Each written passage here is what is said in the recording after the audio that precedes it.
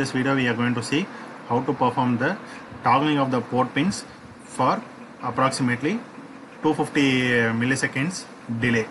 So in order to demonstrate this, I am going for the open project. So I am making use of the file name toggling bits for 250 milliseconds. So I am just taking the file and I am clicking OK. So if you observe this code, so this program is to perform toggling of port 1 pins continuously for a 250 milliseconds delay. So you need to understand this. So we are making use of a delay function that has been declared outside of the main. So inside of the main loop, we are performing the same toggling operation with respect to the previous program, provided we are making use of a separate delay function. So upon execution of this this line of code, so automatically this subroutine will be executed in order to generate the 250 milliseconds delay subroutine delay. This is the delay program. So this program will be executed in order to generate the 250 milliseconds of delay. So after the execution of the subroutine, then the control will be transferred back to execute this specific line of code. So the value of the port 1 will be modified from the initial value 55 to the AA.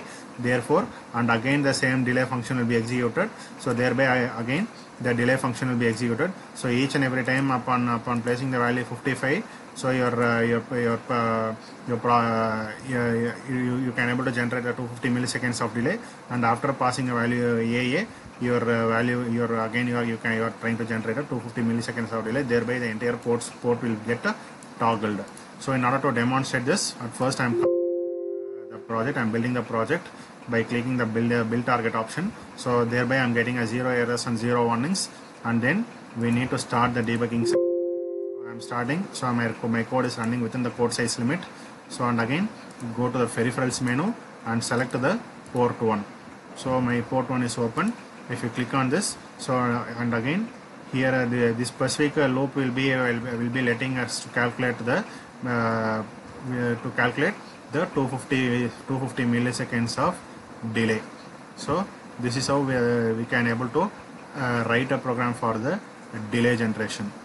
I hope so. This video will be helpful for you to understand the toggling of bits for